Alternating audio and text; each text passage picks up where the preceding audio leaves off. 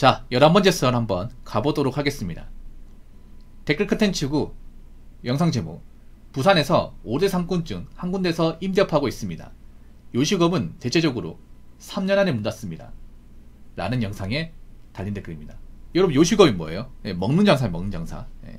뭐 자영업도 요식업이 있고, 뭐 어떤 자재를 취급하는 것 있고, 아니면 이제 뭐 도소매업도 있고 많이 있습니다. 보통은 가장 많은 게 요식업이죠, 요식업. 먹는 장사. 대부분 자영업 한다고 하면 먹는 장사에 먹는 장사. 뭐 카페, 그리고 아니면 이제 뭐 고깃집, 뭐 아니면 이제 뭐 분식집, 햄버거집, 다 먹는 거잖아, 먹는 거. 근데 먹는 장사가 대체적으로 3년에 문 닫는다. 그만큼 먹는 걸로 성공하는 게 힘든 거죠. 힘들죠, 솔직히 말해서. 먹는 걸로. 왜냐면 한국 사람들 입맛이 까다로워요, 여러분. 점점 까다로워지고 있고. 왜냐하면 요즘에 뭔가 맛으로 승부 보는 그런 프로그램도 많이 있고, 그러면서 사람들이 좀 입맛이 많이 길들여져 있고, 그리고 요즘 먹을 게 너무 많아, 이게. 그리고 음식점 같은 것도 상인 편중화가 많이 돼 있다 보니까 적당히 맛있는 것만 가지고는 이제는 승부를 못 내요. 그거 여러분도 아실 거 아닙니까? 거기다 비슷한 음식점 너무 많아, 이게. 거기다 우리나라 요식업은요, 대부분 뭡니까? 프랜차이즈입니다. 프랜차이즈. 프랜차이즈가 뭐예요?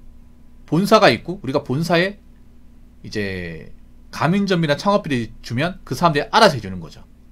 우리 몸만 가서 본사 교육 듣고 이제 요리하는 거 배우고 시킨 대로 하면 본사에서 인테리어 하고, 본사에서 지점 내주고, 본사에서 드려주고, 우리는 그냥 시킨 대로 재료 받아서 몇 분에 튀기고, 몇 분에 반죽하고, 몇 분에 넣기만 하면 요리가 완성되잖아.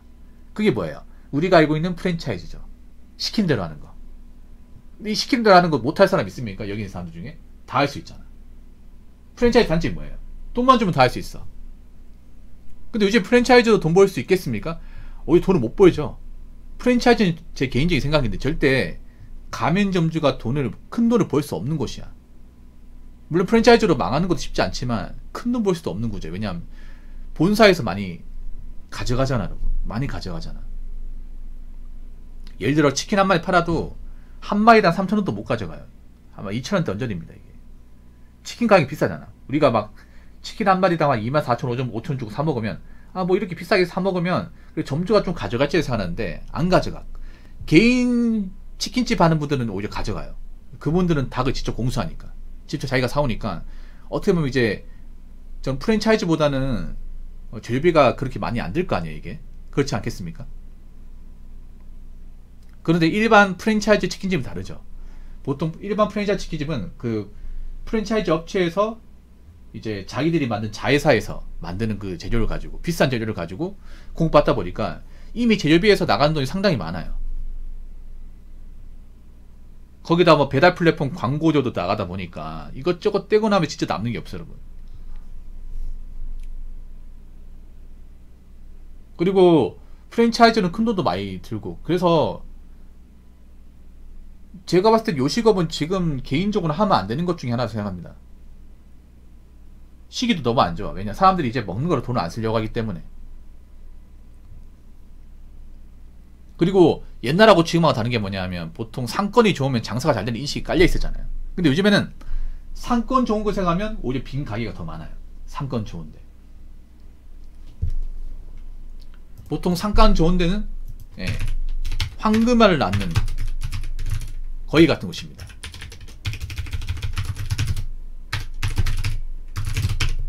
황금알을 낳는.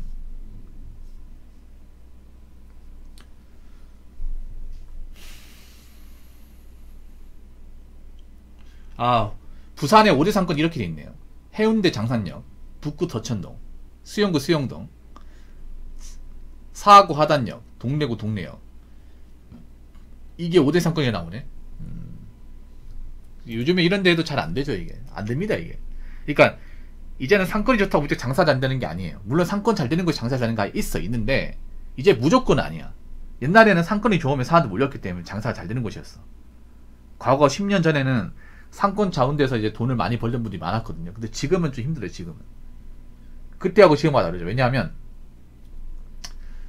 옛날하고 좀 달라진 게 있어요. 보통 상권이 좋은 곳이 뭐예요? 유독 인구가 많다는 거잖아. 왔다 갔다 하는 사람이 많다는 거죠. 근데 옛날하고 지금하고 다른 게 뭔지 아세요? 옛날에는 사람들이 왔다 갔다 한다는 거는 그 왔다 갔다 하는 사람들 중에 돈을 쓰는 사람들이 많다는 겁니다. 이해가 되시죠? 그래서 사람들이 보통 왔다 갔다 하면 지갑을 열기 때문에 이게 소비로 곧장 이어졌어요. 소비로 이어지기 때문에 매출 올라갔단 말이죠. 옛날에 그런 거 있었거든. 옛날에 시내 가잖아. 시내 가면 보통 시내 가면 한두 끼 정도는 사 먹어야 되는 것을 기본적으로 사람들이 깔고 갔습니다. 그래서 A식당 가고 싶은 A식당이 막 꽉 찼어. 그럼 B식당 가는 거야. 그래서 그렇게 먹었단 말이야. 근데 지금은 사람들이 잘 안 사 먹어요. 안 사 먹고 잘 안 사. 그냥 구경만 해 이게. 이런 거 정말 많아요 이게. 쓰나미님 슈퍼챗 5,000원 감사합니다. 아, 쓰나미님 고맙습니다. 이게 서울 같은 데도 마찬가지. 서울 같은 데 가더라도 왜 요즘에 압구정이나 홍대, 신촌이 안 되냐 하면 보통 그런 곳을 이용하는 사람은 젊은 사람이죠. 젊은 사람들 돈이 없어요.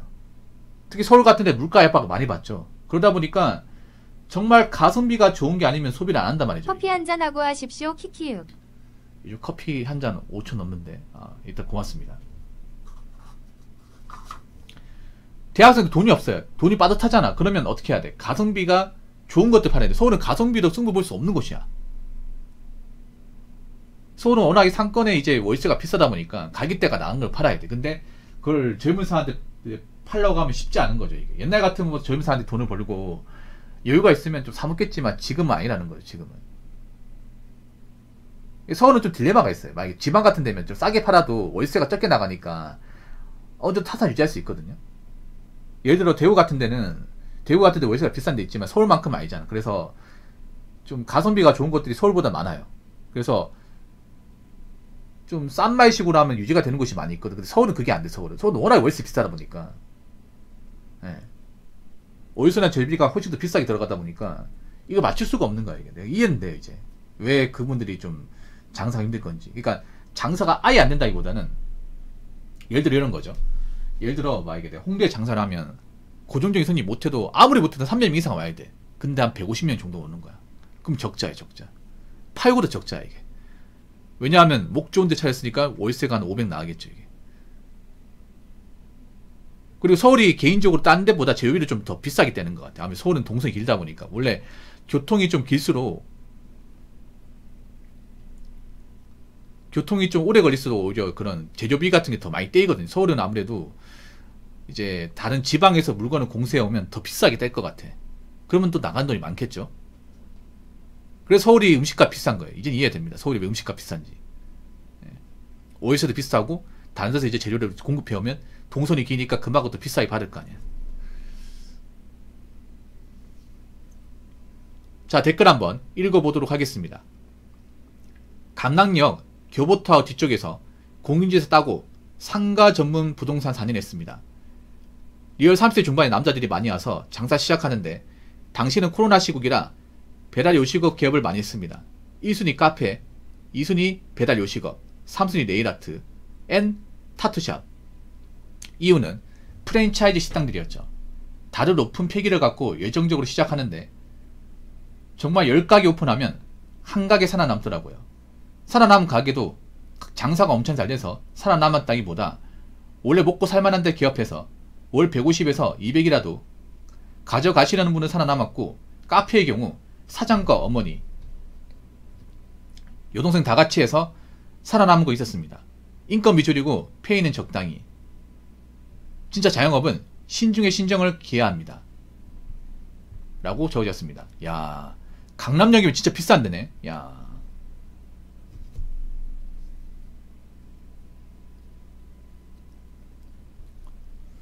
비싼 데네. 아마 요 4개가 다 유지하기 힘들 것 같아. 카페는 너무 많으니까. 강남이 널린 카페잖아. 이런데 문제가 뭐냐면 진짜 많이 팔아야 돼요.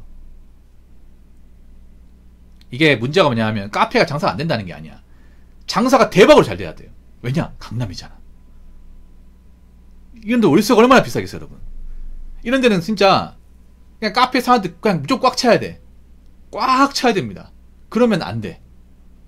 이 배달 요식업도 계속 주문이 들어와야 돼. 그래서 서울 같은 데는 24시간 배달 전문점도 많이 있어요. 왜 24시간 할까? 12시간만 해가지고 타산이 안 맞거든. 그래서 낮에도 밤에도 계속 하는 거야, 이게. 돌아가면서. 네일아트, 이것도 비싸게 받아야겠지. 강남이니까. 타투도 비싸게 받아야겠지. 근데 내가 봤을 때 가장 안 될 것 같은 게 카페 배달 요식업보다 이 두 개가 안 될 것 같아. 네일아트하고 타투집 안 될 것 같아요. 난 오히려 개인적으로 가장 위험한 게 요식업도 위험하지만 이런 미용이 더 위험해요. 미용은 안 하면 그만입니다. 안 한다고 해서 건강에 지장이 있다거나 문제점이 전혀 없어요, 여러분. 타투? 이거 왜 해, 이거를? 솔직히 말해서. 타투하면 불이익이 더 따르는데. 그렇지 않습니까? 요즘에 타투를 좀, 옛날에 사람들이 많이, 요즘엔 좀 안 하는 분위기예요. 우리 타투를 지운 사람도 많이 있고, 그냥, 경기가 안 좋으니까 타투인 사람도 많이 필터링 당하거든. 여러분 생각해봐. 여러분 나에게 사장이면 타투인 사람 직원 고용하겠냐고. 기본적으로 타투에 대한 기본 인식 다 안 좋은 거 깔려있잖아, 여러분. 여기 사람들 중에, 만약에 내가 일하는 직원을 뽑는데, 여직원을 뽑는데, 발목에 갑자기 배만 두 마리가 막 승천하고 있어. 뽑으실 겁니까? 뽑으실 거예요? 그걸 막 훤히 드러내요. 그래서 물어보죠. 아니, 그, 신체에 문신이 있는데,